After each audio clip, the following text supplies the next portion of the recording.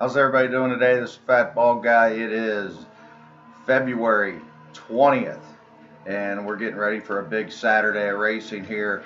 The name of the game tomorrow is very simple. You better be selective. There's too many races, too many wide open races, too many racetracks. If you try to bet them all, you're going to get buried. So I'm going to try to give you a couple horses to try to key your days around, and then other than that, spread like crazy. Take a walk, get a hot dog, whatever. But let's start with the second race at Gulfstream. The number 5 horse named Court is going to be one of our better bets of the day. Bet off the board in his first start, picks up Johnny V.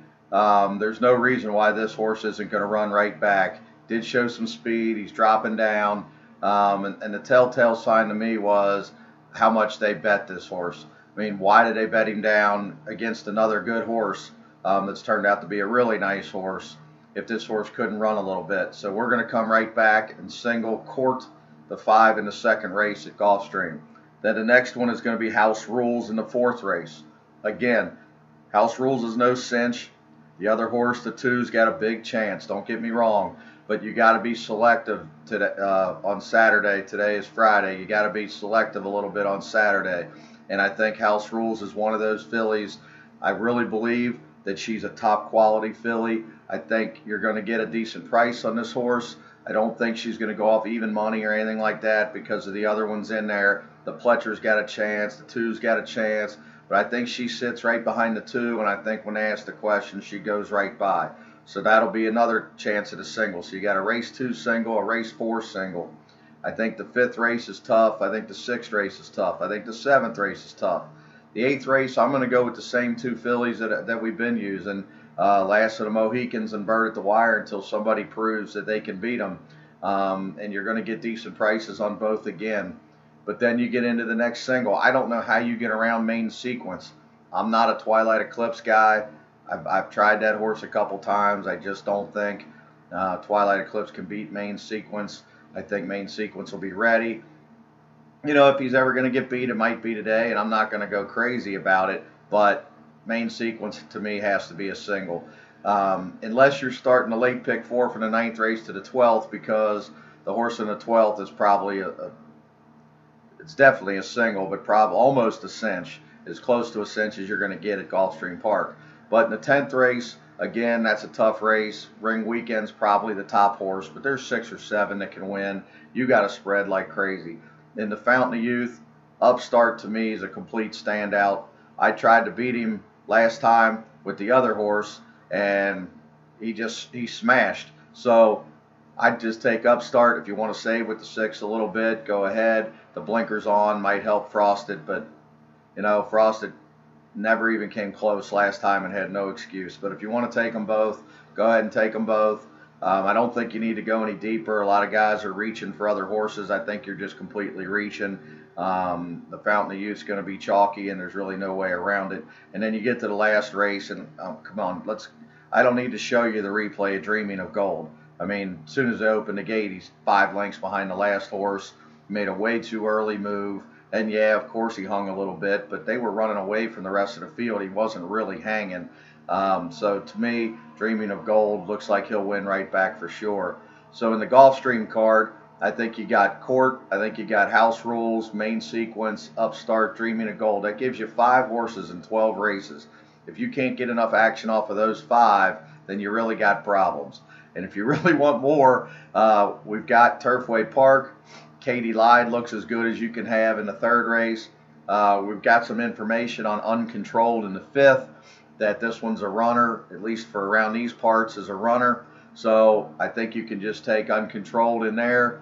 And then Rosie is Cozy is a 4-star play. But the problem is, every time I give out a 4-star play at Turfway Park, the horse is going to open 1-9. It's not that I'm telling a bunch of people. It's not that I'm on the internet telling a bunch of people. But the horse is already probably 6-5 morning line.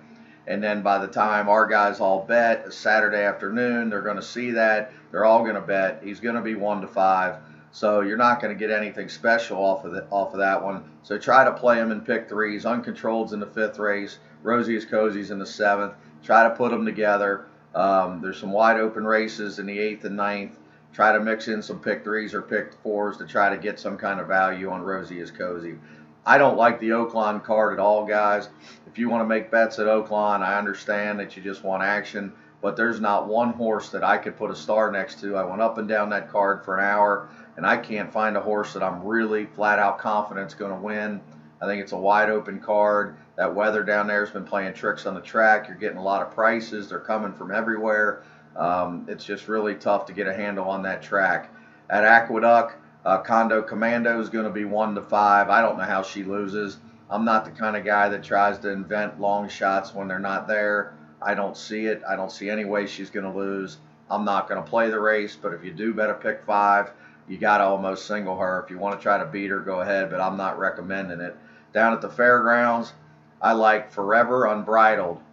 In the filly race, I think Forever Unbridled is out of Lemons Forever. The longer the distances get, the better she's going to get. Last time that filly, I'm a Chatterbox, got an easy lead. Nobody respected her, and she just kept running. If you guys remember, the guys that have been with us, I'm a Chatterbox was a tip for us at Keeneland, and we all clogged it at about, I think, 10-1 or something. That filly went off, and we clobbered it. Of Kenny McPeak's first-time starter, and he's now, not training anymore. But I'm a Chatterbox. I don't know. Maybe she'll run off again, but there's a bunch of speed in there. She's going to have a lot of different things going against her. I'd rather take the closer that I know is itching for more distance. Didn't have the ability to close in the last start because of what went on with an lone speed, just drawing away.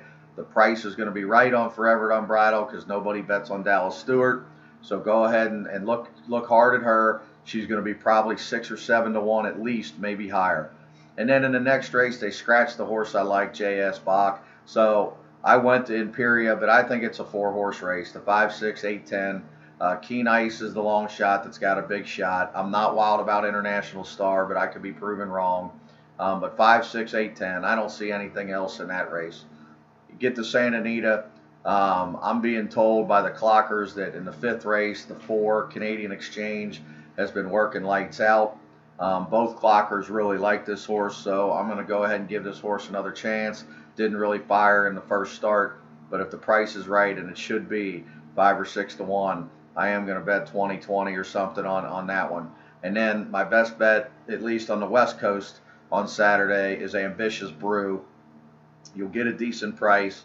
Good post position. Jones is always great off the layoff, and Jones is always great down the hill. So to me, Ambitious Brew is a heck of a bet as long as he don't go or she go off, even money or so. I don't think she will. So that's plenty of plays for a Saturday, guys. Don't go crazy. It's a tough day.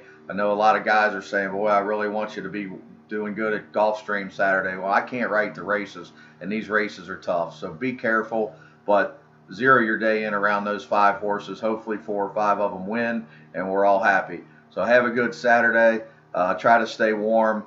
Around here, it's 10 below. So anybody that's not around Cincinnati, count your blessings.